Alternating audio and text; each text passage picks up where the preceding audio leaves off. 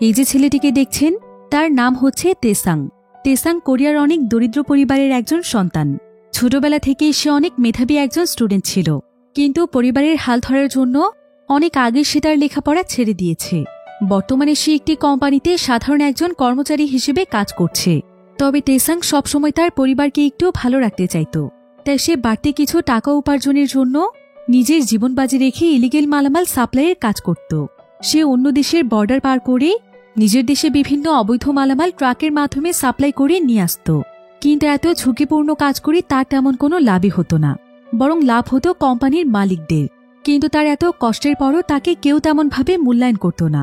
সবাই তাকে অনেক ছোট চোখে দেখত এবং সামান্য কিছু টাকা দিয়ে অনেক কঠিন কঠিন কাজ করিয়ে নিত। এভাবেই সকলের অবহেলার শিকার হতে হতে এক পর্যায়ে তেসাং তার জেদ, বুদ্ধি এবং সাহসিকতা দিয়ে এমন কিছু করে দেখায় যেটা কেউ কোনোদিন কল্পনাও করতে পারেনি। সাধারণ একজন সহজ সরল কর্মচারী থেকে সে হয়ে যায় তাদের দেশের সবচাইতে পাওয়ারফুল এবং ধনী ব্যক্তি। কিন্তু তার জীবনের চলার পথটা এতটা সহজ ছিল না। এর জন্য তাকে করতে হয়েছে অক্লান্ত পরিশ্রম এবং দুর্দান্ত এক মাস্টার প্ল্যান। আজকের এই গল্পটি সাধারণ কোনো গল্প নয়, বরং গল্পের প্রত্যেকটি জায়গাতে জায়গাতে এত বেশি টুইস্ট এবং থ্রিলিং রয়েছে যেটা আপনারা কল্পনাও করতে পারবেন না। তাহলে চলুন ঘুরে আসা যাক সাধারণ এক কর্মচারীর সবচাইতে ধনী মানুষ হয়ে ওঠার গল্প থেকে। তো গল্পটি শুরু হয় সাউথ কোরিয়ার একটি শহরে, যেখানে আমরা ছোট্ট একটি পরিবারকে দেখতে পাই, যারা কিনা একটি গাড়িতে করে কলম্বিয়ার এয়ারপোর্টে এসেছে। এই এয়ারপোর্টটির নাম হচ্ছে বোগোটা। আর এই পরিবারটিতে তেসাং নামক একটি ছেলে এবং তার মা বাবা ছিল। তারা আসলে প্রায় অনেকদিন যাবৎ কোরিয়া থেকে আমেরিকাতে সেটেল হতে চাইছিল, কিন্তু অনেক চেষ্টার পরও তারা কোনোভাবেই আমেরিকার ভিসা পায় না। তাই বাধ্য হয়ে তারা এখন কোরিয়া থেকে কলম্বিয়াতে শিফট হচ্ছিল। তবে কলম্বিয়াতে তারা শুধুমাত্র কিছু সময়ের জন্য যাচ্ছে, কারণ সেখানে থেকেই তারা তাদের ভিসার প্রবলেমটিকে সলভ করবে। এরপর সেখান থেকেই ডিরেক্ট আমেরিকাতে চলে যাবে। তো কলম্বিয়ার বোগোটা এয়ারপোর্টে ল্যান্ড করার পর তারা যখন গাড়িতে চড়ে কোনো এক জায়গার উদ্দেশ্যে যাচ্ছিল, ঠিক তখনই সেখানে বাইকে করে কয়েকটি ছেলে চলে আসে। আর তারা তাদের গাড়ির গ্লাসটি ভেঙে ফেলে তেসাংয়ের বাবার কাছ থেকে তার ব্যাগটি ছিনিয়ে নিয়ে যায়। অর্থাৎ তারা ছিল এখানকার ছিনতাইকারী। তেসাং তখন দ্রুত গাড়ি থেকে নেমে সেই ছিনতাইকারীর পিছু করছিল, কিন্তু ততক্ষণে সেই ছিনতাইকারী তার বাইক নিয়ে অনেক দূরে চলে যায়। তাই তেসাং অনেক চেষ্টা করেও কোনোভাবেই তাদের ব্যাগটি ফিরিয়ে আনতে পারে না। তবে তেসাং এখানে কলম্বিয়া আসার প্রথম দিনেই বুঝতে পারে যে কলম্বিয়া আসলে তার মতো মানুষদের জন্য তেমন নিরাপদ জায়গা নয়। তাছাড়া এখন তাদের যে ব্যাগটি চুরি হয়ে গিয়েছে সেখানে তাদের অনেক টাকা পয়সা এবং প্রয়োজনীয় কিছু কাগজপত্র ছিল। আর সেই কাগজপত্রগুলো ছাড়া কলম্বিয়াতে থাকাটাও তাদের জন্য অনেক কঠিন হয়ে যাবে। তবে সৌভাগ্যবশত কলম্বিয়াতে তেসাংয়ের বাবার একজন পরিচিত বন্ধু ছিল, যার নাম হচ্ছে মিস্টার সং।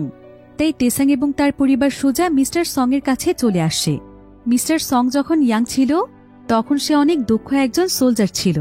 আর সে এবং তেসাংয়ের বাবা তখন একসঙ্গে ভিয়েতনামি যুদ্ধে অংশগ্রহণ করেছিল। সেখান থেকেই তাদের দুজনের বন্ধুত্ব শুরু হয়, কারণ সেই যুদ্ধের সময় তেসাংয়ের বাবা একবার মিস্টার সংকে বাঁচিয়েছিল। আর তেসাংয়ের বাবা তার পরিবারকে নিয়ে তার কাছে এই কারণেই এসেছে কারণ সে খুব ভালোভাবেই জানে যে মিস্টার সংই তাদেরকে এমন পরিস্থিতিতে সাহায্য করতে পারবে। কারণ বর্তমানে মিস্টার সং ছিল কলম্বিয়ার অনেক নামিদামি একজন মানুষ। সে বহু বছর ধরে এখানে বিজনেস পরিচালনা করে বর্তমানে এখানকার অনেক বড় একজন বিজনেসম্যানে পরিণত হয়েছে। তাই এখানকার অনেক প্রভাবশালী মানুষদের সঙ্গেও তার পরিচয় ছিল। তবে তেসাংয়ের বাবা যখন তার পরিবারের জন্য তার কাছে সাহায্য চাইতে আসে তখন মিস্টার সংয়ের আচরণ যেন পুরোপুরিভাবেই বদলে গিয়েছে। সে যেন আর আগের মতো ছিল না, তার ভেতরে অনেক অহংকার চলে এসেছিল। সে এখানে তেসাংয়ের বাবাকে বলে, তুমি কি ভেবেছ সেদিন তুমি আমার জীবন বাঁচিয়েছিলে? এটা তোমার ভুল ধারণা। সেদিন আমি আমার ভাগ্যের জন্য বেঁচেছিলাম, তারপরও তুমি আজ সেটার বিনিময় চাইতে এসেছ। তবে আমি তোমাকে ফিরিয়ে দেব না। এইটুকু সাহায্য তো তোমাকে আমি করতেই পারি। কলম্বিয়াতে মিস্টার সংয়ের প্রধান কাজ হচ্ছে কোরিয়া থেকে বিভিন্ন ধরনের পোশাক কলম্বিয়াতে ইম্পোর্ট করে নিয়ে আসা। আর এই সমস্ত কাজগুলো টাইম টু টাইম প্রপারলি করার জন্য মিস্টার সং এখানকার একজন প্রভাবশালী ব্যক্তির মেয়েকে বিয়ে করে ফেলে। ফলে তার ব্যবসা এখানে আরো মজবুত হয়ে যায়। আর বর্তমানে কোরিয়া থেকে যারা এখানে বিজনেস করতে আসে তারাই মিস্টার সং এর সঙ্গে যোগাযোগ করে। তো এবার মিস্টার সং তার একজন পরিচিত মানুষের মাধ্যমে তেসাং এবং তার পরিবারের জন্য একটি রুম ভাড়া করে দেয়। আর সে তেসাংকে একটি কাজ দেওয়ার জন্য তাকে তার ওয়াইফের কাছে নিয়ে যায়, কারণ তার ওয়াইফ এবং তার শ্বশুরের অনেক বড় ইম্পোর্টের বিজনেস রয়েছে। তো তার ওয়াইফ তখন তেসাংকে দেখিয়ে একটি কাজ দিয়ে দেয়, যেখানে তার কাজ হচ্ছে বিভিন্ন মালামাল প্যাক করে সেগুলোকে ডেলিভারি করা। তেসাংয়ের মাকেও একটি কাজ দেয়া হয়, তাকে কাজ দেয়া হয় তাদের গার্মেন্টস সেক্টরে। তো তেসাং এবং তার মা কলম্বিয়াতে এসে কঠোর পরিশ্রম করতে শুরু করে, যাতে করে খুব তাড়াতাড়ি তারা তাদের জীবনটাকে গুছিয়ে নিতে পারে। আসলে কোরিয়াতে তেসাংয়ের বাবার অনেক বড় একটি বিজনেস ছিল, সেখানে তাদের জীবন অনেক ভালোভাবেই কাটছিল, তাদের টাকা পয়সার কোনো কমতি ছিল না। কিন্তু এক পর্যায়ে হঠাৎ করেই তাদের বিজনেসে বড় একটি ধস নেমে আসে। একটি কোম্পানি তেসাংয়ের বাবার প্রায় সমস্ত টাকাই মেরে দেয়। ফলে খুব অল্প দিনের মধ্যেই তেসাংয়ের বাবা তার পুরো পরিবার সহ ঋণ এবং লোনের বোঝায় ডুবে যায়। আর কিছুদিনের মধ্যেই চারিপাশ থেকে টাকার জন্য সবাই তাদেরকে চাপ দিতে থাকে। এমনকি অনেকে তো তাদেরকে এসে মারধরও করে যায় এবং তাদেরকে সময় দিয়ে যায় যে 1 মাসের মধ্যে টাকা শোধ করতে না পারলে তাদেরকে গ্রেফতার করা হবে। তাই তেসাংয়ের বাবা তখন তার পুরো পরিবারকে বাঁচানোর জন্য পালিয়ে কোরিয়া ছেড়ে কলম্বিয়াতে চলে আসে। কিন্তু এসব কিছুর জন্য তেসাংয়ের বাবা কখনোই নিজের উপর দোষারোপ করত না, বরং সে দোষারোপ করতেই সমাজকে এবং সমাজের মানুষকে, কারণ তারাই তাকে আজকে এই পরিস্থিতিতে এনে দাঁড় করিয়েছে। তবে তেসাং মনে প্রাণে চাইত যে সে তার নিজের দেশ কোরিয়াতে একদিন ফিরবে এবং এমনভাবে ফিরবে যাতে করে সবাই তাকে সম্মান করে। এজন্য তেসাং প্রতিনিয়ত কঠোর পরিশ্রম করত। কিন্তু কলম্বিয়া আসার পর তেসাংয়ের বাবার মানসিক অবস্থা অনেক বেশি খারাপ হয়ে যাচ্ছিল। সে ডিপ্রেসড হতে হতে নিজেকে একদম একা করে ফেলেছিল। এমনকি তেসাং এবং তার মা কাজ করলেও সে নিজে কোনো কাজেই যেতে চাইছিল না। সেই সাথে সে সারাদিন ড্রিঙ্কস করে মাতাল অবস্থায় পড়ে থাকত। তবে এই বিষয়টি তেসাংয়ের একদমই ভালো লাগত না। তবে আস্তে আস্তে তেসাং তার কলম্বিয়ার জীবনে অভ্যস্ত হয়ে যায়, আর এখানে তার কাজ করতে করতে প্রায় 2 বছর সময় পার হয়ে যায়। এবার আমরা মিস্টার সংকে দেখতে পাই, যে কিনা তার একজন বডিগার্ডের সঙ্গে কথা বলছিল। তারা এখানে তাদের নতুন একটি ডিলের ব্যাপারে কথা বলছিল, যেখানে তাদেরকে 1 ট্রাক ভর্তি স্পেশাল একটি প্রোডাক্ট এখান থেকে অনেক দূরের একটি জায়গাতে ডেলিভারি করে দিতে হবে। তবে এটা অনেক বেশি রিস্কের কাজ ছিল, কারণ যদি কোনোভাবে একবার তাদের এই ট্রাকটি ধরা পড়ে যায় তাহলে অনেক বড় সমস্যা হতে পারে। তাই তাদের এই প্রোডাক্টগুলো ডেলিভারির জন্য বিশ্বস্ত একজন মানুষের প্রয়োজন ছিল। মিস্টার সং-এর বডিগার্ড তখন তাকে তেসাংয়ের কথা বলে, কারণ তেসাং অনেক পরিশ্রমী এবং বিশ্বস্ত। তাই সেদিন রাতের বেলা মিস্টার সং তেসাংকে তার কাছে ডাকে, আর সে তেসাংকে তার এই কলম্বিয়াতে আসার ঘটনা শোনায়, যে কিভাবে সে কলম্বিয়াতে এসে ছোট্ট একটি বিজনেস শুরু করেছিল। রাস্তার ফুটপাতে সে কিভাবে কোরিয়া থেকে কাপড় এনে বিক্রি করত, আর সেই কাপড়ের বিজনেসে সে আজকে এতটাই উঁচুতে নিয়ে এসেছে যে তাকে এখন এক নামে সবাই চেনে। তবে এতদূর আসার জন্য তাকে অনেক বুদ্ধি করে চলতে হয়েছে, বেছে নিতে হয়েছে কিছু অবৈধ রাস্তা। সে আসলে কলম্বিয়া আসার কিছুদিন পরেই এখানে সিক্রেটভাবে ইলিগেল কিছু কাপড় বিক্রি করত। সেটার মাধ্যমে দ্রুত তার ভাগ্যের চাকা ঘুরে যায় এবং পরবর্তীতে সে এখানকার অনেক বড় একজন বিজনেসম্যানের মেয়েকে বিয়ে করে ফেলে। তারপরে তার ইম্পোর্টের বিজনেস অনেক বড় হয়ে যায়। কলম্বিয়াতে তার ফুটপাত থেকে শুরু করে একদম অনেক উঁচু লেভেলের মানুষদের সঙ্গেও ভালো সম্পর্ক। এমনকি সে এখানকার একজন গ্যাংস্টারকেও তার বন্ধু বানিয়ে ফেলেছিল, যার একটি কথাই এই শহরে সবকিছুই সম্ভব। তার নাম হচ্ছে ডনলি, আর সেই ডনলি এখন তার বিজনেস পার্টনার। এরপর মিস্টার সং বলে, তেসাং, তোমার ভেতরে আমি অন্যরকম এক শক্তি দেখেছি। তুমি তোমার বাবার মতো নও। আমার মনে হয় তুমি চাইলে আমার চাইতে অনেক বড় পর্যায়ে যেতে পারবে। তবে তোমাকে আমার অনেক বোকা মনে হয়। কিন্তু একটা কথা মনে রেখো, সৎ পথে থেকে তুমি তোমার জীবনে কিছুই করতে পারবে না। তবে তোমার মাঝে আমি যে সততা দেখেছি সেটা আমার বিজনেসের জন্য অনেক প্রয়োজন। তুমি শুধুমাত্র আমার জন্য সৎ থাকবে। আমি তোমাকে আমার স্পেশাল ইম্পোর্টার বানাতে চাই। তুমি এখন থেকে আমার স্পেশাল কিছু প্রোডাক্ট ডেলিভারি করে দিয়ে আসবে, যেটা তোমাকে অনেক বিশ্বস্ততার সাথে করতে হবে। আর যদি তুমি কাজটি করে আমার বিশ্বাস অর্জন করতে পারো, তাহলে তুমি হবে পরবর্তীতে আমার অ্যাসিস্ট্যান্ট ম্যানেজার। তোমার পুরো ভাগ্যের চাকা একদম বদলে যাবে। তুমি কি আমার সঙ্গে হাত মিলিয়ে কাজটি করতে চাও? যদিও তেসাং এখানে খুব ভালোভাবেই বুঝতে পারছিল যে কাজটি হয়তো কোনো ইলিগেল কাজ হবে, তাই সে প্রথমে করতে না চাইলেও পরবর্তীতে সে রাজি হয়ে যায়, কারণ সেও তার এমন জীবন থেকে বেরিয়ে আসতে চায়। সেও চায় একটু ভালোভাবে জীবনযাপন করতে। তাই পরের দিনই সে প্রোডাক্টগুলো ডেলিভারি করতে বেরিয়ে যায়। তার সঙ্গে মিস্টার সং-এর আরও একজন লোক ছিল। তাদেরকে অনেক দুর্গম একটি পথ দিয়ে প্রোডাক্টগুলো ডেলিভারি করতে হবে, যাতে করে কোনো চেক পয়েন্টে তারা ধরা না পড়ে যায় এবং পুলিশের হাত থেকে বাঁচতে পারে। আর তেসাংয়ের সঙ্গে ট্রাকের যে ড্রাইভার ছিল সে আসলে ছিল কলম্বিয়ান। তার নাম হচ্ছে ডিভাইন। ডিভাইন তখন তেসাংকে নিয়ে গোপন একটি ফ্যাক্টরিতে যায়, যেখানে সোয়াং নামক একজন ব্যক্তি তাদের জন্যই অপেক্ষা করছিল। সোয়াং আসলে মিস্টার সং এর হয়ে কাজ করে থাকে। আর তেসাংরা যখন তাদের ট্রাক নিয়ে এখানে পৌঁছে যায়, সোয়াং তখন তাদের ট্রাক ভর্তি করে মালামাল দিয়ে দেয়। তবে তেসাং এখনও জানত না যে এই মালামালগুলো আসলে কি ছিল। যদিও তেসাংরা অনেক দুর্গম একটি জায়গা দিয়ে তাদের মালামাল ডেলিভারি করতে যাচ্ছিল, কিন্তু তারপরও সেই রাস্তাতেও একটি চেক পয়েন্ট ছিল। আর মালামালগুলো ডেলিভারি করতে সেই চেক পয়েন্ট পার হওয়া প্রয়োজন, এবং এই চেক পয়েন্ট পার হওয়ার পুরো কাজটি করে থাকে সোয়াং। সে আগে থেকেই তাদের ট্রাকটি পার হওয়ার সমস্ত ব্যবস্থা করে রাখে। তার প্রধান কাজই ছিল চেক পয়েন্টের কয়েকজন পুলিশকে টাকা খাওয়ানো এবং তাদের গাড়িটি কলম্বিয়ার রাস্তাতে প্রবেশ করিয়ে দেয়া। অর্থাৎ তারা সেই প্রোডাক্টটি অন্য কোনো দেশ থেকে কলম্বিয়াতে সাপ্লাই করে নিয়ে আসছে। সোয়াংয়ের আগেও বেশ কয়েকবার মিস্টার সঙের ট্রাকগুলো এভাবে পার করিয়ে দিয়েছিল। তো আজকে যখন একটি চেক পয়েন্টে সোয়াং টাকা দিয়ে আসতে যায়, তখন তার পেছনে সোয়াং এবং ডিভাইন নামক সেই ড্রাইভার গাড়ি নিয়ে ওয়েট করছিল। কিন্তু আজকে আবার এই চেক পয়েন্টে চেক করার জন্য এখানে বড় একজন ইনচার্জ তার পুরো টিম নিয়ে চলে আসে। আর তারা তেসাংদের গাড়িটি দেখতে পেয়ে গাড়িটি চেক করতে চলে যায়। তেসাং এতে অনেকটাই ভয় পেয়ে যায়, কারণ এমন পরিস্থিতি তার জীবনেই প্রথমবারের মতো ছিল। তো একজন অফিসার এখানে এসে তেসাংকে গাড়ি থেকে নেমে আসতে বলে, কিন্তু তেসাং তখন এই প্রোডাক্টগুলো বাঁচানোর জন্য সে অফিসারের কোনো কথা না শুনেই গাড়ি নিয়ে পালানোর চেষ্টা করছিল।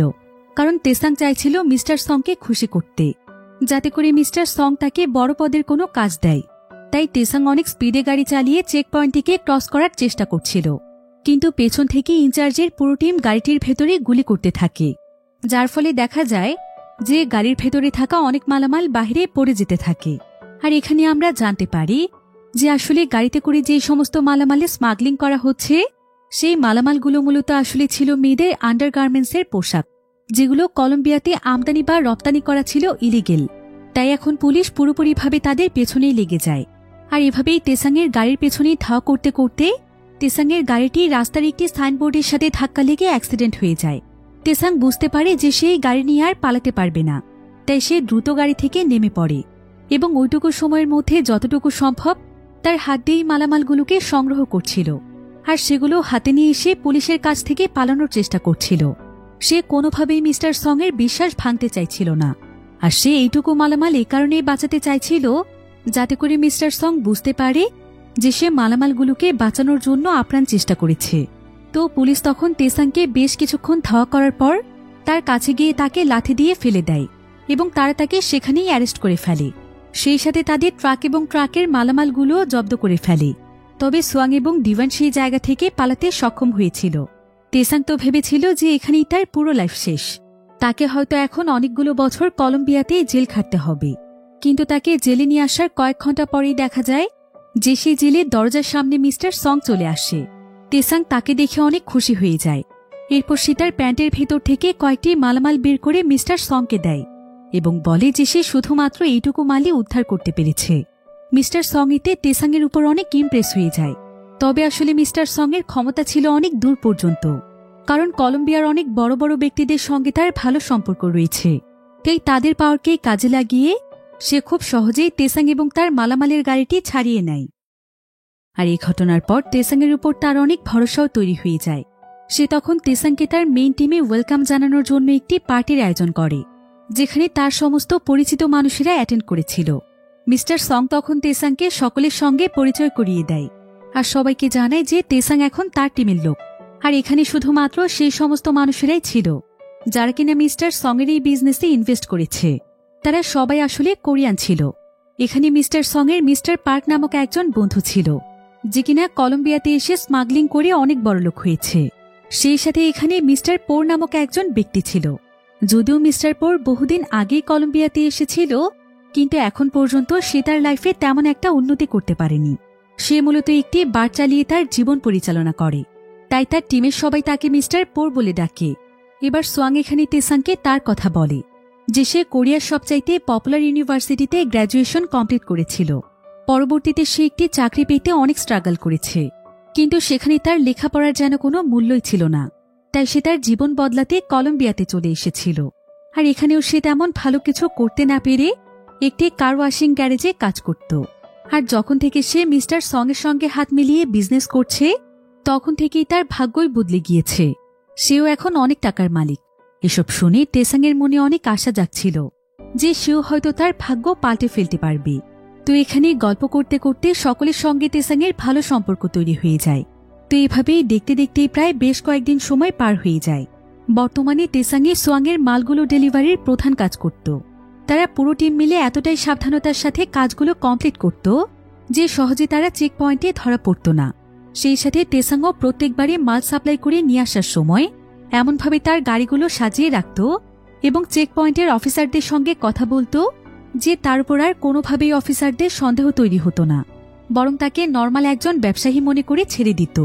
কারণ একবার তারা ধরা পড়ার পর মিস্টার সং তাদেরকে কোনো মতে বাঁচিয়েছে, তবে দ্বিতীয়বার সে তার সেই লোকদের মাধ্যমে যে তাকে বাঁচাতে পারবে এটার কোনো গ্যারান্টি ছিল না। তাই তাকে সবসময় সাবধানতার সাথেই কাজ করতে হয়। এভাবেই প্রায় কয়েক বছর ধরে তেসাং এবং তার পুরো টিম কাজ চালিয়ে যাচ্ছিল।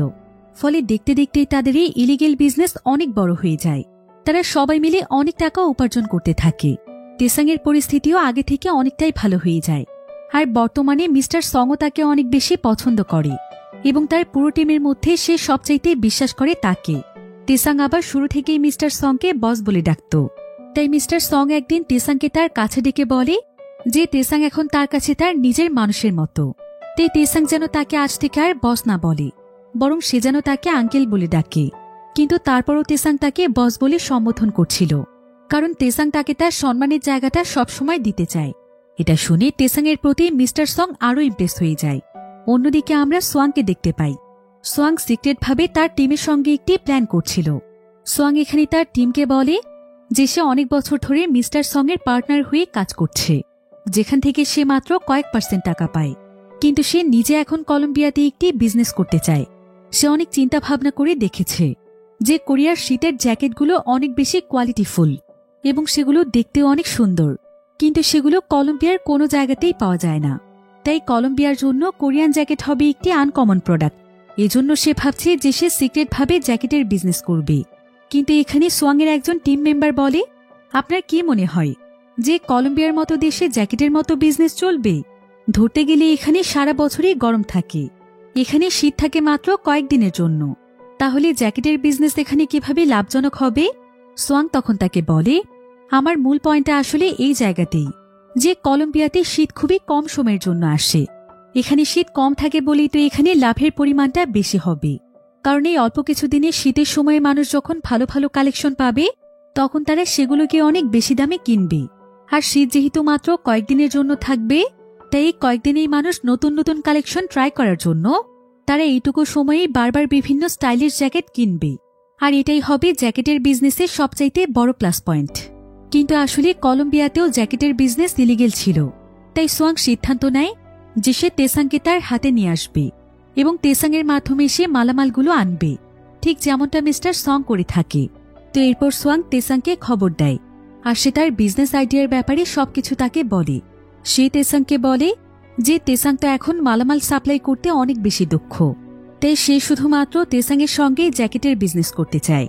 এই জন্য তেসাংকে শুধুমাত্র একটি প্রাইভেট লাইন তৈরি করতে হবে, যাতে করে তারা খুব সহজেই এখানে মালামাল নিয়ে আসতে পারে। এসব বলে সোয়াং তেসাংকে একটি গানও দিয়ে দেয়, যাতে করে যে কোনো সময় এই গানটি তার কাজে আসতে পারে। সোয়াং এখানে তেসাংকে আরও বলে যে তেসাং যদি শুধুমাত্র মিস্টার সং এর সেই কাজ নিয়ে পড়ে থাকে তাহলে সে কোনোদিনও এর চাইতে বেশি দূরে এগোতে পারবে না। তাদের দুজনেরই এখন সময় হয়েছে নিজেদেরকে অনেক উঁচু পর্যায়ে নিয়ে যাওয়ার, আর তেসাং তার সঙ্গে থাকলে তারা দুজনই এটা করতে পারবে। তবে সোয়াং তেসাংকে এই সম্পূর্ণ বিষয়টি মিস্টার সং এর কাছ থেকে গোপন রাখতে বলে, কারণ মিস্টার সং জানতে পারলে তাদের আইডিয়া সে চুরি করবে। কিন্তু একথা শুনে তেসাং আর তার সঙ্গে কাজ করতে চাইছিল না, কারণ সে মিস্টার সং এর ভরসা কিছুতেই ভাঙতে চায় না।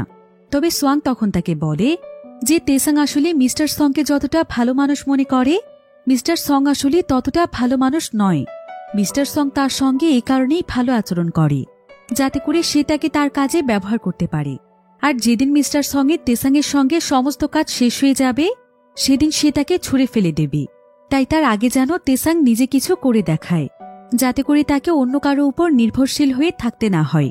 কিন্তু তারপরও তেসাং তাকে মানা করে দিয়ে চলে আসে। অন্যদিকে মিস্টার সং এর কাছে মিস্টার পো নামক সেই ব্যক্তিটি আসে, আর সে মিস্টার সংকে জানায় যে সে সিক্রেটভাবে একটি খবর পেয়েছে। সেটা হলো সোয়াং তেসাংকে কোনো এক মালামাল সাপ্লাই করে এনে দিতে বলেছে। কিন্তু একথা শুনে মিস্টার সং তখন হাসে আর সে তাকে বলে যে সোয়াংয়ের কাছে তেসাংকে সে নিজেই পাঠিয়েছে, কারণ সে তেসাংয়ের বিশ্বস্ততা চেক করতে চায়। মিস্টার পোর জানতে চায় সেটা কিভাবে। মিস্টার সং তখন তাকে বলে যে সে অনেকদিন ধরেই জানে যে সোয়াং গোপনে একটি বিজনেস শুরু করতে চায়, কিন্তু প্রোডাক্ট সাপ্লাই করে আনার জন্য তার কাছে কোনো লোক নেই। তাই তেসাং যদি তার সঙ্গে আলাদাভাবে কথা বলতে যায় তাহলে নিশ্চয়ই সে তেসাংকে মালামাল আনার ব্যাপারে কিছু একটা বলবে, কারণ তেসাং এই ব্যাপারে অনেক এক্সপার্ট। আর তেসাং যদি সমস্ত সত্য কথা আমাকে এসে বলে দেয় তাহলেই বুঝতে পারবো যে তেসাং বিশ্বস্ত কিনা। তো কিছুক্ষণ পরেই মিস্টার সংকে তেসাং ফোন দেয়। মিস্টার সং তখন জানতে চায় যে সোয়াং তাকে কি বলেছে।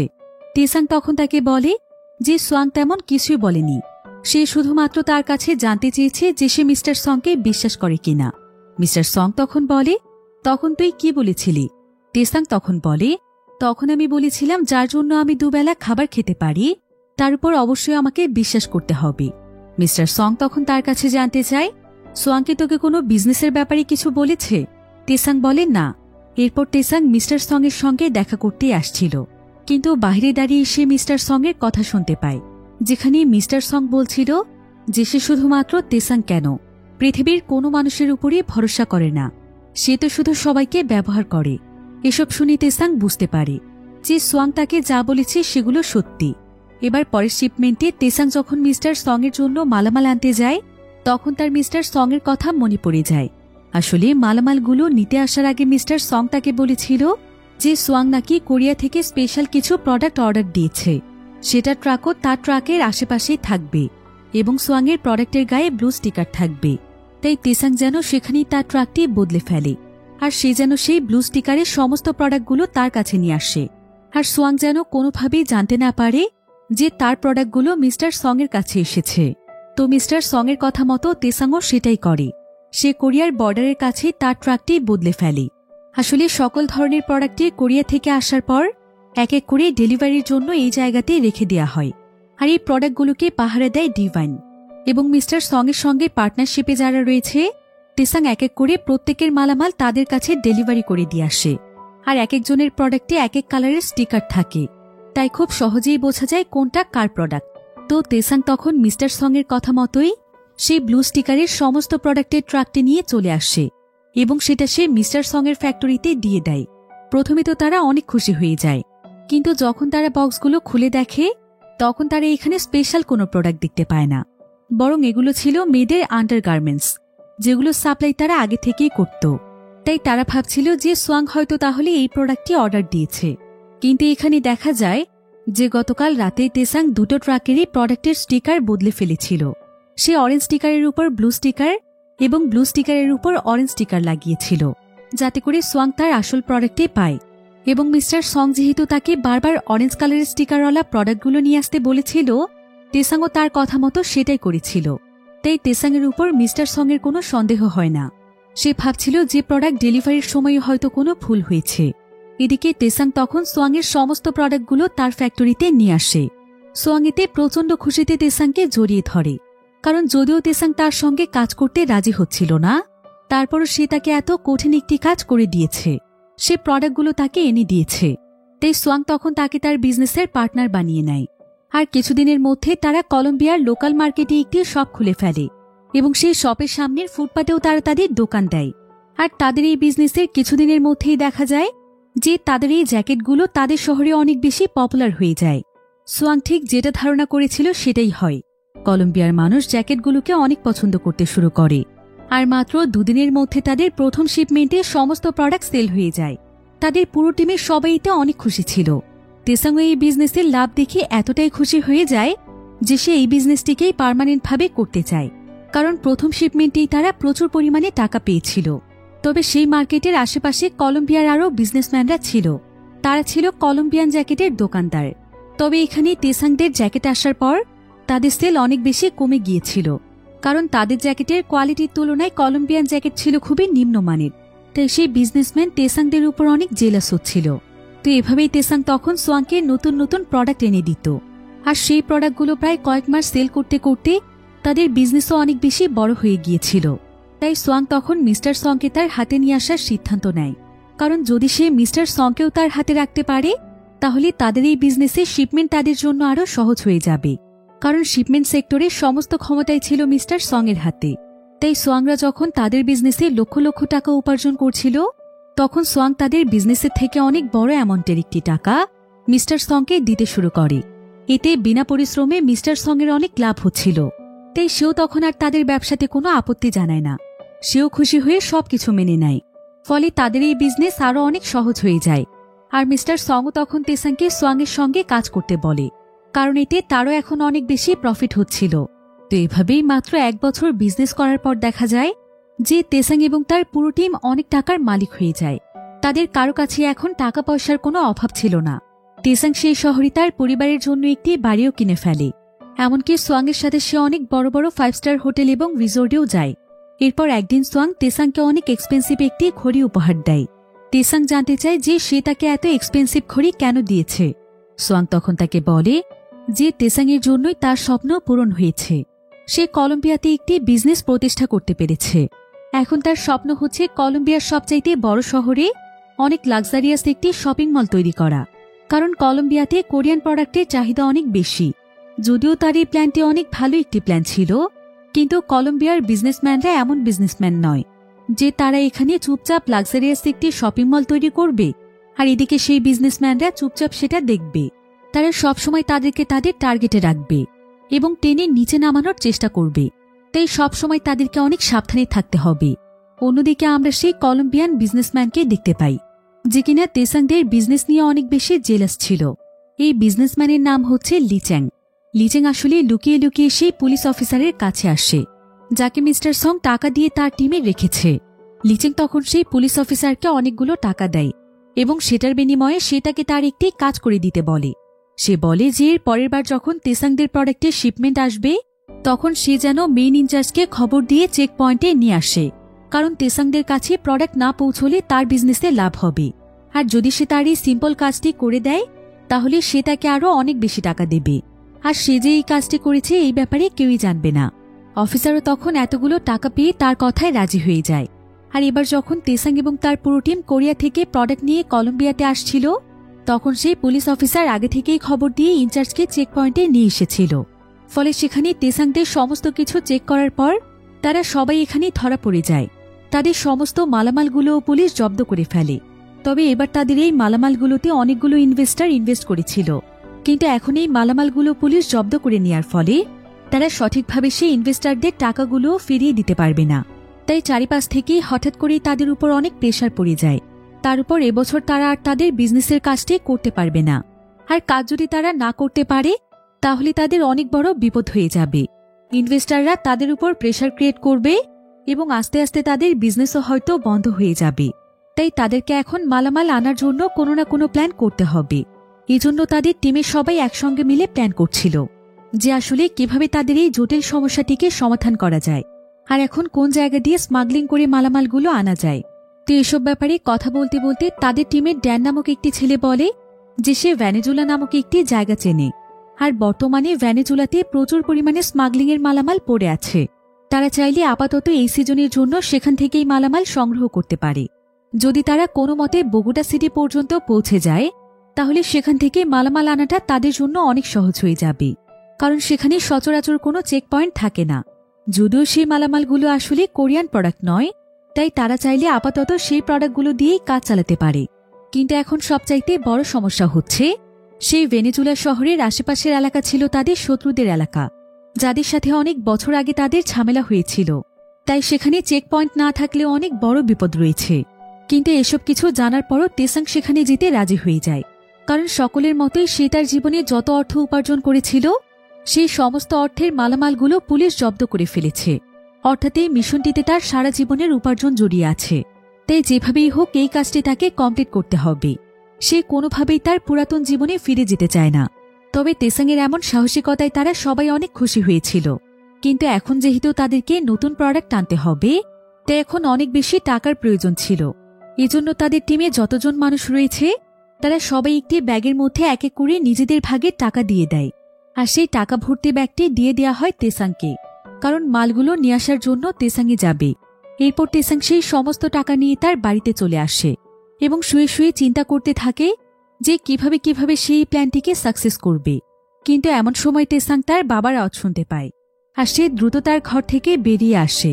বর্তমানে তেসাংয়ের বাবার মানসিক পরিস্থিতি অনেক খারাপ ছিল। সে সবসময় নিজেকে একটি রুমের মধ্যে বন্দি করে রাখত, কারণ তার বিজনেস ধ্বংস হয়ে যাওয়ার পর সে সেটারই দুশ্চিন্তায় থাকত। কিন্তু তেসাং তার সঙ্গে যে টাকাগুলো নিয়ে এসেছিল সেটা তার বাবা দেখে ফেলে, আর এই টাকাগুলো দেখে তার কাছে মনে হচ্ছিল যে সে তার বিজনেস ঠিক করে ফেলতে পারবে। তাই সে তেসাংয়ের দিকে তার একটি বন্দুক তাক করে জোর করে তেসাংয়ের কাছ থেকে সেই টাকার ব্যাগটি নিয়ে নেয়। এরপর তার বাবা সেই ব্যাগটি নিয়ে একটি গাড়িতে উঠে পড়ে, আর সেই গাড়িটি ড্রাইভিং সিটে থাকা একটি মেয়ে তাকে তখন ড্রাইভ করে সেখান থেকে নিয়ে যাচ্ছিল। অন্যদিকে তেসাংও তখন তার বাবার পিছু করতে শুরু করে। তবে তার বাবার গাড়িটি যখন তার গাড়ি থেকে অনেকটাই দূরে চলে আসে, তখন সেই গাড়িতে থাকা মেয়েটি তার বাবার কাছ থেকে টাকার সেই ব্যাগটি নিয়ে সেখান থেকে পালিয়ে যায়। তেসাং তখন দ্রুত দৌড়ে তার বাবার কাছে আসে, কিন্তু এখানে আসার পর সে দেখতে পায় যে সে মেয়েটি আসলে তার বাবাকে গুলি করে তার কাছ থেকে টাকা নিয়ে পালিয়েছে। আর এখানে তার বাবার প্রচণ্ড ব্লিডিং হচ্ছিল, যার ফলে মাত্র কয়েক মিনিটের মধ্যেই তার বাবা তার চোখের সামনেই মারা যায়। তেসাং এতে অনেক কষ্ট পেয়েছিল, কারণ আর যা কিছুই হয়ে যাক সে তো তার বাবা, সে তাকে অনেক ভালোবাসে। এবার বাবার সমস্ত ফিউনারেলের কাজ শেষ করার পর তেসাং তার টিমের কাছে আসে, আর ততক্ষণে তার টিমের সবাই টাকার ব্যাপারে সবকিছু জেনে গিয়েছিল। তাই তারা তেসাংকে বলছিল যে যেভাবেই হোক তাদের টাকা ফিরিয়ে দিতে। তারা সবাই এখানে টাকার কথাই ভাবছিল, কিন্তু তেসাং যে আজকে তার বাবাকে হারিয়েছে এই ব্যাপারে তারা কেউ তাকে কোনো সান্ত্বনাই দিচ্ছিল না। তেসাং এতে বুঝতে পারে যে পৃথিবীতে শুধুমাত্র টাকারই মূল্য আছে, মানুষের কোনো মূল্য নেই। তো এখানে সবাই যখন তেসাংকে টাকার জন্য অনেক প্রেশার দিচ্ছিল, তখন তেসাং তাদের সবার উপর প্রচণ্ড রেগে যায়, আর সে চিৎকার করে সবাইকে বলে, যখন আমি নিজের জীবন বাজি রেখে তোমাদের জন্য কাজ করেছিলাম তখন তোমরা সবাই আমাকে মাথায় করে রেখেছিলে। আমার জন্যই তোমরা তোমাদের বিজনেস দাঁড় করাতে পেরেছ আর লক্ষ লক্ষ টাকা উপার্জন করেছ। তোমাদের কাছে যা অর্থ আছে সেই সব কিছুর পেছনে আমি আছি, আর আজকে সামান্য কিছু টাকার জন্য তোমরা আমার সঙ্গে এমন আচরণ করছো। তোমরা ভুলে যেও না আমি ছাড়া তোমাদের এই বিজনেস কিছুই না। এসব বলে তেসাং সেখান থেকে চলে আসে। আর পরের দিন তেসাংয়ের সঙ্গে দেখা করতে আসে সোয়াং। সোয়াং তেসাংকে কিছু টাকা দিয়ে বলে যে তেসাং যেন এখান থেকে অন্য কোথাও চলে যায় এবং নতুনভাবে কাজ শুরু করে তার জীবন শুরু করে। কিন্তু এমন সময় তাদের টিমের ড্যাং নামক সেই ছেলেটি বলে যে তাদের এত সহজে হাল ছেড়ে দেওয়াটা ঠিক হবে না। সে একটি খবর পেয়েছে, তাদের শপের সামনে কলম্বিয়ান যে লিচেং নামক বিজনেসম্যান রয়েছে সেই বিজনেসম্যান তাদের সমস্ত মালামালগুলো তার দোকানে উঠিয়েছে। তার মানে নিশ্চয়ই পুলিশদের সঙ্গে তার কোনো কানেকশন আছে। হতে পারে সেই তাদেরকে ধরিয়ে দিয়েছে, তা না হলে সেই মালামালগুলো তার কাছে কিভাবে এলো। তেসাং এতে সমস্ত কিছু বুঝতে পারে যে তাহলে সবকিছুর পেছনেই রয়েছে লিচ্যাং। তারে তাদের বিজনেস ধ্বংস করে দিয়েছে এবং তাদের সমস্ত মালামাল সে চালাকি করে তার নিজের করে নিয়েছে। তার মানে সে পুলিশ অফিসারকে টাকা খাইয়ে তাকে হাত করেছে। তেসাং তখন একটি প্ল্যান করে তার ট্রাক নিয়ে রাতের বেলা লিচ্যাংয়ের ফ্যাক্টরিতে চলে যায়। সেখানে সে ফ্যাক্টরির একজন কেয়ারটেকার ছিল। তো তেসাং তখন তার গাড়ি থেকে নেমে সেই কেয়ারটেকারের কাছে যায় এবং সে তাকে জানায় যে তাকে তার বস লিচ্যাং পাঠিয়েছে। সে এবং লিচ্যাং এখন একই টিমেই কাজ করছে, আর লিচ্যাং তাকে ফ্যাক্টরি থেকে মালামাল নিয়ে যেতে বলেছে, কারণ তাদেরকে তাদের সবটি সাজাতে হবে। এরপর কেয়ারটেকার জানতে চায় যে বাকি ট্রাকগুলো তাহলে কখন আসবে। এসব বলতে বলতে সে কাকে যেন ফোন দিচ্ছিল, তাই তেসাং তখন তার উপর হামলা করে। আর এমন সময় সেখানে সেই কেয়ারটেকারের একজন বন্ধুও চলে আসে। তেসাং তখন তাকেও মারধর করে তার অবস্থা খারাপ করে দেয়। আর কিছুক্ষণের মধ্যেই তেসাংয়ের প্ল্যান মোতাবেক তার টিমের বাকি সদস্যরা এখানে ট্রাক নিয়ে চলে আসে এবং তারা সবাই মিলে লিচ্যাংয়ের ফ্যাক্টরি থেকে তাদের সমস্ত মালগুলো নিয়ে যায়, কারণ এই মালগুলো তাদেরই ছিল। তো এভাবে তারা তাদের মালামালগুলো পেয়ে যায়। অন্যদিকে লিচ্যাং যখন এটা জানতে পারে তখন সে বন্দুক নিয়ে সোজা মিস্টার সং এর কাছে চলে আসে। আর সে মিস্টার সংকে গুলি করে মেরে ফেলতে যাচ্ছিল, কারণ সে ভাবছিল যে এই কাজটি মিস্টার সং করেছে। কিন্তু মিস্টার সং তাকে বুঝিয়ে বলে যে এই মালামালের সঙ্গে তার কোনো সম্পর্ক নেই। হতে পারে তেসাং এবং তার পুরো টিম এমনটা করেছে। অন্যদিকে আমরা তেসাংকে দেখতে পাই। তেসাং তার গাড়িতে করে মিস্টার সং এর সঙ্গে দেখা করতে যাচ্ছিল, কিন্তু এমন সময় একজন ব্যক্তি বাইক নিয়ে তার পেছনে পড়ে যায়, আর সে একটি বন্দুক দিয়ে তাকে শুট করে মেরে ফেলতে চাইছিল। যদিও তেসাং এখান থেকে পালিয়ে যাওয়ার চেষ্টা করছিল, কিন্তু সেই ব্যক্তি তাকে এখানেই গুলি করে দেয়, আর সিন এখানেই কাট হয়ে যায়। অন্যদিকে লিচ্যাং মিস্টার সং এর সঙ্গে কথা বলছিল। সে মিস্টার সংকে বলছিল যে সে যেন কৌশলে তেসাংকে তার হাতে তুলে দেয়, কারণ তেসাংয়ের জন্যই তার বিজনেসে অনেক লস হয়ে যাচ্ছে। মিস্টার সং যদি তাকে এই কাজটি করে দেয় তাহলে সে তাকে অনেক টাকা দেবে। তবে ঠিক এমন সময় সেখানে তেসাং চলে আসে। সে তাদের দুজনের মাঝখানে বসে পড়ে। এরপর তেসাং লি চ্যানকে বলে, একেই তো তুই আমাদের বিজনেসের সমস্ত মালামালগুলো দখল করেছিলি, আর এখন কিনা আমাকে মারার জন্য লোক লাগিয়ে দিয়েছিলি, কিন্তু আমার তেমন কোনো ক্ষতিই হয়নি। আমি উল্টো তোর সেই ভাড়া করা লোককে ডবল টাকা খাইয়েছি। একথা বলতে বলতে লি চ্যানকে সেখানে কেউ একজন গুলি করে মেরে ফেলে। আসলে তেসাং যাকে টাকা দিয়েছে সেই তেসাংয়ের কথা মতো লি চ্যানকে মেরে ফেলেছে। এরপর লি চ্যান মিস্টার সংকে বলে যে তার বিজনেসের মধ্যে যে আসবে সে কাউকেই ছাড়বে না, সে তার বিজনেসকে অনেক বড় করবে। তেসাংয়ের এমন রূপ দেখে মিস্টার সংও কিছুটা ভয় পেয়ে গিয়েছিল। এ ঘটনার পর তেসাং আস্তে আস্তে অনেক বদলে গিয়েছিল। সে লোক ভাড়া করে সেই মেয়েটিকেও মেরে ফেলে, যে কিনা তার বাবাকে হত্যা করেছিল। এভাবেই সমস্ত প্রতিশোধ নেওয়া শেষ হলে তেসাং তার নিজের বিজনেস নিজেই শুরু করে দেয়। সে নিজেই মালামাল স্মাগলিং করে এনে নিজেই বিক্রি করতে থাকে, যার ফলে এখন সমস্ত প্রফিট তার একারই ছিল। এভাবেই তেসাংয়ের একা একা বিজনেস করতে করতে প্রায় 3 বছর সময় পার হয়ে যায়। আর বর্তমান সময়ে আমরা তেসাংকে দেখতে পাই। তেসাং এখন আর আগের মতো ছিল না। সে এখন কলম্বিয়ার অনেক ধনী একজন মানুষ। তার কাছে এখন টাকা পয়সার কোনো অভাব ছিল না। তার বিজনেসও এখন অনেক বড় হয়ে গিয়েছিল। কিন্তু এই ঠিক কিছুদিন পরেই দেখা যায় যে কলম্বিয়ার সরকার তাদের দেশে নতুন একটি আইন চালু করে। আইনটি ছিল অ্যান্টি স্মাগলিং এর ব্যাপারে। অর্থাৎ তাদের দেশে এখন যতগুলো স্মাগলিং করা জিনিসপত্র আছে সেই সমস্ত কিছুই সরকার খুব শীঘ্রই জব্দ করে ফেলবে এবং স্মাগলিংয়ের সমস্ত রাস্তা বন্ধের ব্যাপারে এখন থেকে কঠোর আইন প্রয়োগ করা হবে। আর যদি কোনো ব্যক্তি স্মাগলিংকৃত জিনিসপত্র বিক্রি করতে গিয়ে ধরা পড়ে যায় তাহলে তাকে 15 বছরের জেল দেয়া হবে। এখন এই আইন প্রয়োগ করার পরপরই দেখা যায় যে সোয়াংয়ের ফ্যাক্টরিতে যত ধরনের মালামাল ছিল পুলিশ সেই সমস্ত মালামাল জব্দ করে সেগুলোতে আগুন লাগিয়ে দেয়, কারণ তার বিজনেস এখন পুরোপুরিভাবে শেষ হয়ে গিয়েছে। এভাবেই কলম্বিয়াতে অনেক মানুষের স্মাগলিংয়ের বিজনেস বন্ধ হয়ে যায়। ফলে তারা রাস্তায় নেমে আন্দোলন করতে শুরু করে। ফলে পুরো দেশে স্মাগলিং নিয়ে অনেক বিশৃঙ্খল পরিস্থিতি সৃষ্টি হয়ে যায়। প্রায় বেশ কিছুদিন যাবৎ এমন পরিস্থিতি চলতে থাকে। আর কিছুদিন পর আবারও সবকিছু স্বাভাবিক হয়ে যায়। এরপর একদিন তেসাং তার পরিচিত সমস্ত বিজনেসম্যানকে তার কাছে ডাকে। তারা সবাই হচ্ছে তেসাংয়ের বিজনেস পার্টনার। এরপর তেসাং এখানে সকলকে উদ্দেশ্য করে বলে, আমরা বহু বছর ধরে স্মাগলিংয়ের মাধ্যমে বিজনেস করেছি, কিন্তু এখন যেহেতু কলম্বিয়াতে আইন প্রয়োগ হয়েছে তাই আমাদের সবার উচিত আইনের প্রতি শ্রদ্ধা রাখা। আমরা অভাবে পড়ে অন্যায়ের রাস্তা বেছে নিয়েছিলাম, কিন্তু এখন মোটামুটি আমাদের সবারই পরিস্থিতি অনেকটাই ভালো। তাই এখন থেকে আমাদের সৎ পথে বিজনেস করা উচিত। আমি চাই আমাদের স্মাগলিংয়ের সমস্ত রাস্তাগুলো চিরদিনের জন্য বন্ধ হয়ে যাক। আমরা এখন থেকে সেই সমস্ত প্রোডাক্টই বিক্রি করব যেগুলো আমরা লিগ্যাল ওয়েতে নিয়ে আসতে পারব। আমার মনে হয় এতেও আমাদের অনেক ভালো বিজনেস হবে। সৎ পথে থাকলে আমাদের মাঝে কোনো ভয় থাকবে না।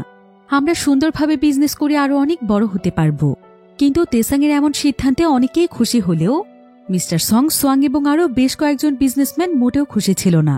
কারণ তারা ভাবছিল যে সৎপথে বিজনেস করলে তারা আগের মতো টাকা পাবে না। তেসাং সবাইকে কড়াকড়িভাবে নির্দেশ দিয়েছিল যে তারা সবাই যেন সব জায়গা থেকে ইলিগেল জিনিসপত্র সরিয়ে ফেলে এবং সবকিছু নতুন করে সাজায়। আর তেসাং যেহেতু এখন তাদের সবার চাইতে অনেকটাই পাওয়ারফুল ছিল, তাই তার কথা মতো সবাই এটাই করে। এবার সবকিছু পর্যবেক্ষণ করে তেসাং যখন তার গাড়িতে চড়তে যাবে ঠিক তখনই তার গাড়ির মধ্যে অনেক বড় একটি বিস্ফোরণ ঘটে যায়। আর তেসাং গাড়িতে না বসার কারণে সে বেঁচে গিয়েছিল, তবে সে তার শরীরে অনেক আঘাত পায়। কেউ আসলে তেসাংকে মারার জন্যই এমনটা করেছে। তেসাংয়ের টিমের বাকি সবাই এই দৃশ্য দেখে বুঝতে পারে যে তেসাংকে কেউ মেরে ফেলতে চাইছে। তারা ভাবছিল যে কলম্বিয়ার কোনো বিজনেসম্যানই হয়তো তেসাংয়ের পেছনে লেগেছে। সে তেসাংকে এই দুনিয়া থেকে বিদায় করে দিতে চাইছে। আর এই ঘটনার পর দেখা যায় তেসাংয়ের টিমের অনেকেই ভয় পেয়ে এই শহর ছেড়ে চলে যায়, কারণ এখানে তেসাংয়ের মতো তাদেরও জীবনে ঝুঁকি থাকতে পারে। তাই তারা তাদের যতটুকু টাকা পয়সা এবং জিনিসপত্র ছিল সেগুলো নিয়ে পালিয়ে যায়। তাদের টিমের ড্যাঙ্গো পালিয়ে যাওয়ার জন্য এয়ারপোর্টে যাচ্ছিল। অন্যদিকে সোয়াংয়ের কাছেও যত টাকা পয়সা ছিল সে সেই সমস্ত টাকা পয়সা সুটকেসে ভরে প্যাক করছিল। আর সে এখান থেকে পালানোর আগে একজন ডক্টরের কাছে গিয়ে তার কিছু প্রয়োজনীয় জিনিসপত্র নেয়। অন্যদিকে আমরা তেসাংকে দেখতে পাই। তেসাং এখন পুরোপুরিভাবে সুস্থ হয়ে গিয়েছে। আর মিস্টার সং তেসাংয়ের সুরক্ষার জন্য তার জন্য স্পেশাল একটি বুলেটপ্রুফ গাড়ি নিয়ে আসে। এরপর তেসাং সেই গাড়িতে করে যখন তার অফিসে পৌঁছে যায় তখন সে সোজা সোয়াংকে ফোন দিয়ে বলে, তুমি আমাকে মারার জন্য এমনটা করেছো তাই না? কিন্তু সোয়াং তখন তাকে বলে, তুমি এসব কি বলছো? আমি কেন তোমাকে মারতে চাইব? আমার এসবের সাথে কোনো সম্পর্ক নেই। তেসাং তখন বলে, ভয় পেও না, আমাদের টিমে এমন অনেক বিজনেসম্যান আছে যারা কিনা আমার সঙ্গে কাজ করার যোগ্য নয়। আমি এতভাবে তাদেরকে বুঝিয়ে বলেছি যে আমরা সৎভাবে কাজ করব, কিন্তু তারপরও তারা ইলিগেলভাবে ব্যবসা করার প্ল্যান করছিল। তাই আমি নিজেই সেই বিস্ফোরণটি ঘটিয়েছিলাম, যাতে করে ভয় পেয়ে তারা এখান থেকে পালিয়ে যায় আর আমার বিজনেস থেকে সরে যায়। সবাইকে তো আমি সবার নিজ নিজ জায়গাতে পাঠিয়ে দিয়েছি, এখন আমি তোমার ব্যবস্থা করব। একথা শুনে সোয়াং অনেক রেগে যায়, কিন্তু ঠিক এমন সময় তার পেছনে সেই ডক্টর এসে তার গলার মধ্যে একটি ইনজেকশন পুশ করে দেয়। ফলে সোয়াং প্যারালাইজড হয়ে যায় এবং সে সেখানেই মারা যায়। আসলে তেসাং এই ডক্টরকে টাকা খাইয়ে এমনটা করতে বলেছিল, কারণ সোয়াং এটা এই ডক্টরের মাধ্যমে তেসাংয়ের সঙ্গে করতে চাইছিল, যেটা তেসাং আগেই জেনে ফেলেছিল। আর এই সমস্ত প্ল্যানের ব্যাপারে মিস্টার সং জানত। তো এরপর মিস্টার সং এবং তেসাং সোয়াংয়ের লাশটি নিয়ে অনেক দূরে চলে যায় এবং একটি জায়গাতে তার লাশটিকে দাফন করে দেয়। এরপর তেসাং মিস্টার সংকে বলে যে এখন তার পাশে শুধুমাত্র মিস্টার সংই রয়েছে। সে তো অনেকদিন ধরে এই ইলিগেল বিজনেস থেকে বেরিয়ে আসতে চাইছিল, আর এখন সবাইকে সরিয়ে দেওয়ার পর সে এখন তার স্বপ্ন পূরণ করতে পারবে। সে কলম্বিয়াতে অনেক বড় একটি মার্কেট খুলতে চায়, যেখানে শুধুমাত্র লিগেল জিনিসপত্র থাকবে, যাতে করে পুরো কলম্বিয়াতে তার মার্কেটের সুনাম ছড়িয়ে পড়ে এবং তার দেশেরও সুনাম হয়। নিজের দেশের জন্য সে কোনো কিছু করতে না পারলেও এইটুকু করে মরতে চায়। এটাই এখন তার সবচাইতে বড় স্বপ্ন। আর এই স্বপ্ন পূরণ করতে সে মিস্টার সংকে তার পাশে চায়। মিস্টার সংও তখন তাকে ভরসা দেয় যে সে সবসময় তার পাশে থাকবে। তো এবার গল্প করতে করতে মিস্টার সং একটি জায়গাতে এসে গাড়ি থামিয়ে দেয়, আর এই জায়গাটি ছিল অনেক উঁচু একটি খাদ। মিস্টার সং এখানে তেসাংকে টয়লেটের কথা বলে গাড়ি থেকে বেরিয়ে যায়, কিন্তু ঠিক এমন সময় সেখানে আরও একটি গাড়ি আসে। এরপর বন্দুক হাতে নিয়ে একটি ছেলে তেসাংকে গুলি করতে চায়। আর এমন সময় মিস্টার সং এখানে এসে তেসাংকে মোবাইলে বলে, তুই কি ভেবেছিলি আমার গোলামি করে তুই আমার বিজনেসকে নিজের দখলে করবি? আমার বিজনেসকে ঘুরিয়ে তোর নিজের উপায়ে চালানোর সাহস কি করে হয়? আমার কাছ থেকে বিজনেস আইডিয়া চুরি করে এখন তুই নিজের মতো করে বিজনেস করতে চাইছিস। যদিও তুই আমাকে ভাগ দিতে চেয়েছিস, কিন্তু আমি নিজে সবকিছুর মালিক হতে চাই। আমি কখনোই কারো আন্ডারে কাজ করতে চাই না। তাই এখন আমার কাছে একটাই রাস্তা আছে, সেটা হলো তোর মৃত্যু। এই বলে মিস্টার সং গাড়ির গ্লাসটি নামিয়ে দেয়, আর সঙ্গে সঙ্গে সেই ছেলেটি তেসাংকে গুলি করে দেয়। কিন্তু তেসাং সঙ্গে সঙ্গে সাইড হয়ে যায়, আর সেই উল্টো তখন তার একটি বন্দুক বের করে সেই ছেলেটিকে মেরে ফেলে। আর সে গাড়ি থেকে বেরিয়ে এসে মিস্টার সংকেও গুলি করে দেয় এবং সে মিস্টার সংকে বলে যে কলম্বিয়াতে আসার পর সে মিস্টার সংয়ের জন্য সবকিছু করতেই প্রস্তুত ছিল। সে কখনোই তার কোনো ক্ষতি করেনি, এমনকি তার প্ল্যানের ব্যাপারে সে মিস্টার সংকে সবার আগে সবকিছু বলেছে। কিন্তু তারপরও সে তার বিজনেস দখল করার জন্য তাকে আজকে মেরে ফেলতে চেয়েছে। এটা কখনোই কোনো মানুষের কাজ হতে পারে না। এই বলেই তেসাং তাকে আরো কয়েকটি গুলি করে সেখানেই মেরে ফেলে। তেসাং আসলে আগেই সবকিছু জানত, তাই সে তার কাছে বন্দুক রেখেছিল। এরপর তেসাং সেই পাহাড়ের কিনারায় দাঁড়িয়ে আকাশের দিকে তাকিয়ে থাকে এবং চিন্তা করতে থাকে যে পৃথিবীতে অর্থেরই মূল্য সবচাইতে বেশি। অর্থের জন্যই মানুষ যেমন মুহূর্তের মধ্যে বন্ধু হয়ে যেতে পারে, আর এই অর্থের টান পড়লে সেই মানুষটি শত্রু হয়ে তাকে মেরেও ফেলতে পারে। তেসাং তার জীবনে এই জিনিসটি সবচাইতে ভালোভাবে বুঝতে পেরেছে। তো এমনই একটি থ্রিলিং এন্ডিংয়ের মাধ্যমে গল্পটি এখানেই শেষ হয়ে যায়।